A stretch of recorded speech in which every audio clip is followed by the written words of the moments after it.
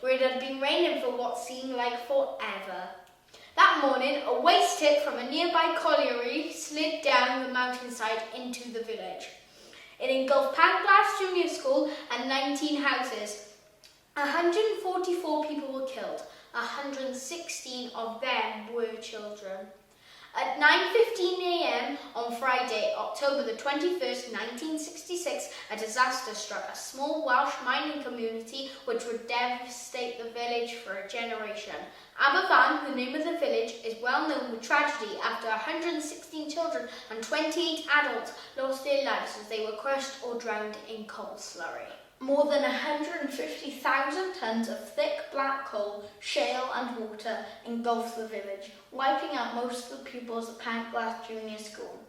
The incident was a national tragedy which prompted visits from the Queen and the Prime Minister along with donations from around the world.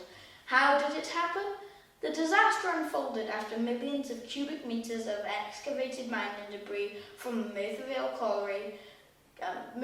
Colliery came thundering down the hillside. The waste material had been piled high on the side of Mynydd Merthyr above the village of Aberfan for years, even though there were numerous underground springs below. At 9:15 a.m. on a foggy October 21st, 20 feet of material from tip number 7 became dislodged with devastating consequences. Like many of the survivors, the 53rd anniversary will bring back painful memories of the disaster. Jeff Edwards, who was the last child to be brought out of Panglass Primary School alive, said he has been plagued by nightmares over the years. The future Merthyr Mayor, Mr. Edwards, just picked a new library book and walked back to his desk when he heard a gigantic rumbling sound. He added, "The teacher said it's only thunder and it would go soon." Then the next thing he remembers was waking up and hearing shouts and screams. For 2 hours, the 8-year-old was pinned next to a dead girl from his class with her head next to his face. "I still see her sometimes," he said, speaking of his nightmares. "I can't stop it all coming back. I still have nightmares and sometimes suffer from deep bouts of depression." The horrendous aftermath was all the more painful to deal with, given there had been previous concerns from villagers. A year before the tragedy unfolded, 2 mothers had presented a petition to Panglass headmistress Anne Jennings about flooding, which she then passed on to the local council. And in 1964, a local councillor, Gwyneth Williams, had said that if a tip were to move suddenly, it could threaten the whole school. However, the warnings were ignored and the fight for justice afterwards left many in the village feeling even more angry. Despite an in-depth tribunal which cited the disaster had been caused by a bungling ineptitude by the coal board, no one was ever punished. To add insult to injury, a protracted row over the cost of removing tip number 7 saw scared villagers keen for the tragedy not to happen again left no choice but to pay out £150,000 from a disaster fund.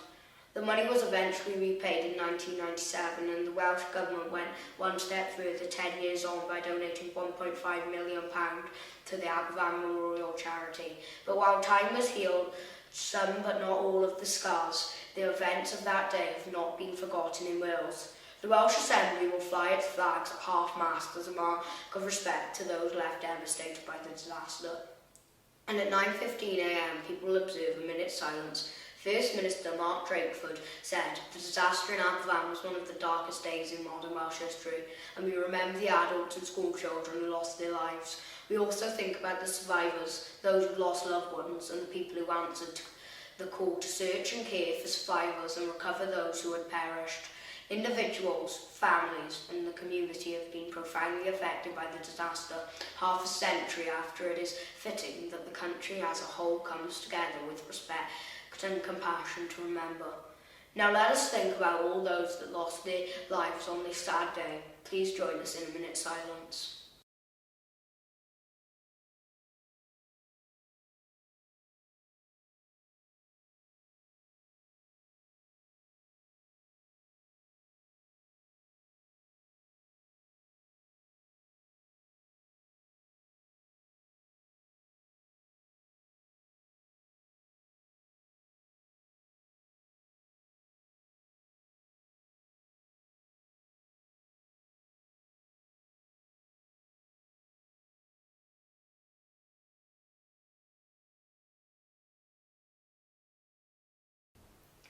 Thank you. That was a special news report to mark the 53rd anniversary of the mining tragedy which killed 144 people, mostly children. You've been watching a special broadcast by GDA News.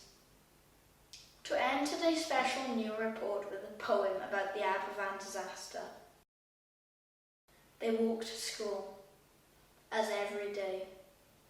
Mist upon the valley, followed clouds of grey. Greeted by their teachers, every boy and girl, their lives around the corner, just their little world. The miners on the hillside, a man-made mountain hall, they only had an hour after their first call. They didn't see it coming, only heard the thunder roar. Everyone felt the earthquake and fell to the floor. The men all raced to help them from all around. They called about in darkness of the school playground. We all feel the losses, we all share the pain. We will all remember the day the ashes came. The world is not as cold as it was back then, but in the heart of all of Wales, we will remember them. The girls and boys who went to school, most smiling or following their man, the village always feels them near, the village, Aberfan.